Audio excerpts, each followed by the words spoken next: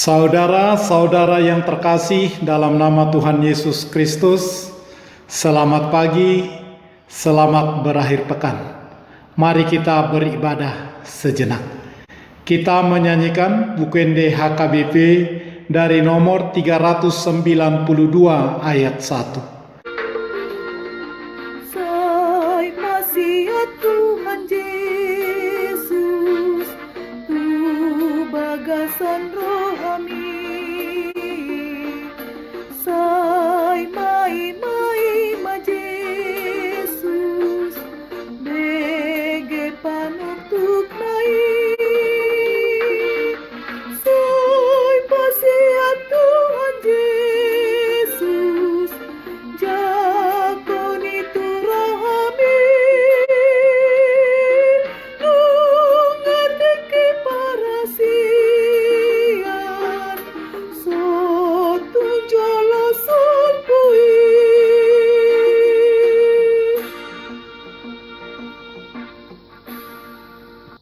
Kasih karunia dan damai sejahtera dari Allah Bapa dan dari Kristus Yesus Tuhan kita menyertai saudara-saudara. Amin.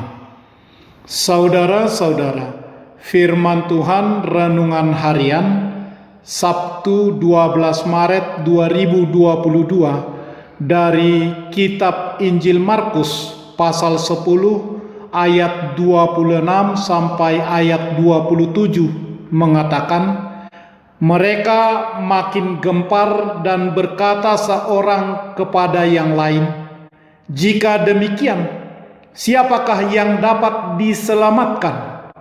Yesus memandang mereka dan berkata, "Bagi manusia hal itu tidak mungkin, tetapi bukan demikian bagi Allah, sebab segala sesuatu adalah mungkin bagi Allah."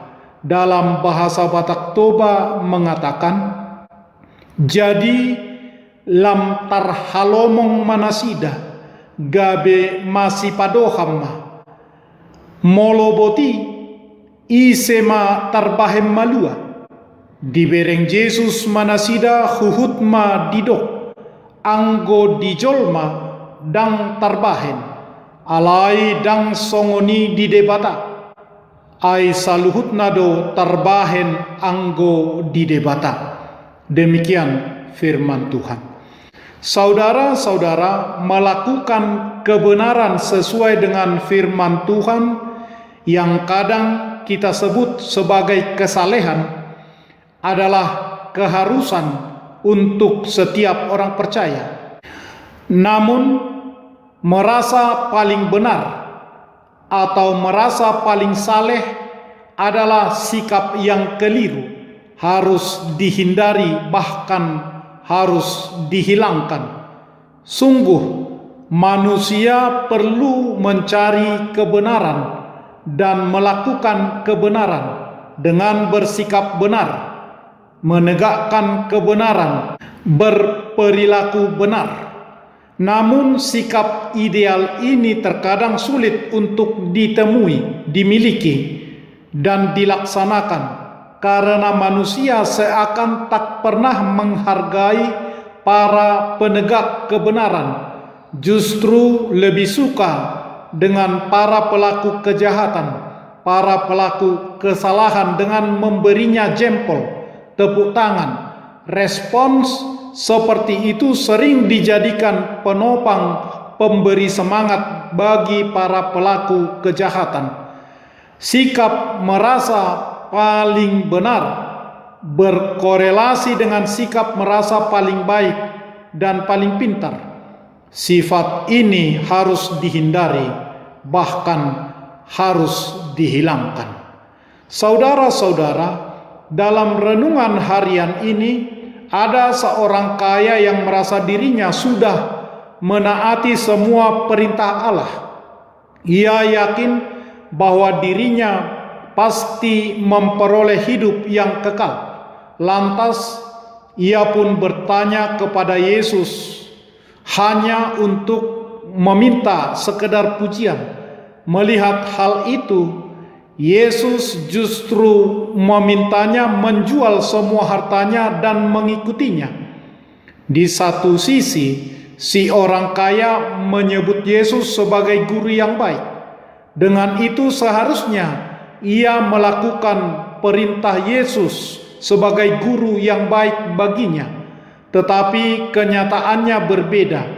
Ia rela kehilangan guru yang baik karena ia lebih memilih hartanya daripada kerajaan Allah dan hidup yang kekal. Saudara-saudara, Yesus pun menegaskan bahwa ketika seseorang sangat bergantung dan lebih mencintai harta kekayaannya, sulit baginya untuk masuk dalam kerajaan surga. Gambarannya seperti unta masuk melalui lubang jarum dan pintu gerbang yang sangat kecil. Orang kaya itu hanya memikirkan hal yang sementara di dunia. Bagaimana dia dapat menerima kekayaan yang kekal di surga? Memang sulit, tetapi meskipun demikian, Yesus mengatakan bagi manusia hal itu tidak mungkin, tetapi bukan demikian bagi Allah.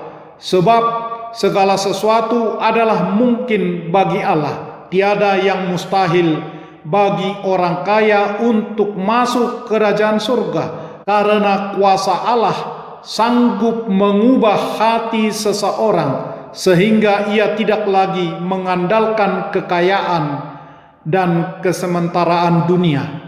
Demikianlah Yesus menenangkan hati murid-muridnya yang semakin gempar dan berkata seorang kepada yang lain, "Jika demikian, siapakah yang dapat diselamatkan?"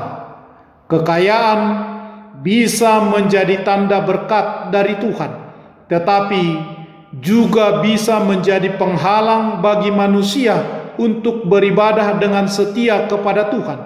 Seharusnya melalui kekayaan, kita bisa menghadirkan kerajaan Allah di tengah-tengah dunia dalam kehidupan kita sehari-hari, tentunya dengan pertolongan Tuhan.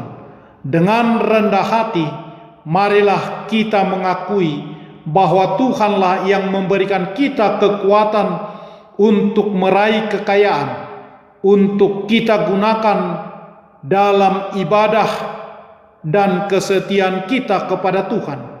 Kaya atau bagaimanapun keberadaan kita sekarang ini, marilah kita gunakan untuk menghadirkan kerajaan Tuhan di tengah-tengah dunia, di tengah-tengah kehidupan kita sehari-hari. Amin. Marilah kita berdoa. Ya Allah Bapa kami di surga, Maha Pengasih bagi umat manusia, Engkau memberikan anak-Mu yang tunggal itu memikul semua dosa kami sampai ke kayu salib. Kuatkanlah hati kami supaya kami mendapat keampunan segala dosa. Kami yang miskin karena dosa akan dibuat menjadi kaya karena pengasihan-Nya. Tolonglah kami, baik bagaimanapun keadaan kami, berguna untuk menghadirkan kerajaan Allah di tengah-tengah dunia di mana kami sehari-harinya hidup, karena Yesus Kristus Tuhan kami. Amin. Marilah kita menyanyikan buku nyanyian HKBP dari nomor 392 ayat 1. Mari sambut Tuhan Yesus, Dia datang padamu. Dia mengetuk hatimu. Yesus menantikanmu. Mari sambut Tuhan Yesus, diam dalam hatimu. Kini waktu pengasihan,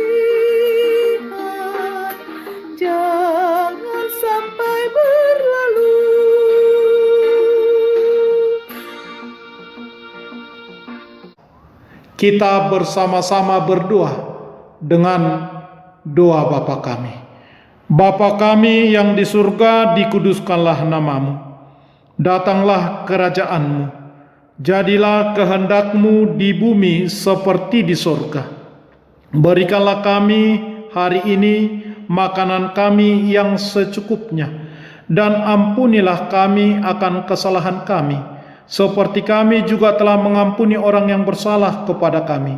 Dan janganlah membawa kami ke dalam pencobaan, tetapi lepaskanlah kami daripada yang jahat, karena Engkau punya kerajaan dan kekuasaan dan kemuliaan sampai selama-lamanya. Amin. Anugerah Tuhan Yesus Kristus, kasih setialah Bapa, dan persekutuan Roh Kudus menyertai saudara-saudara. Amin.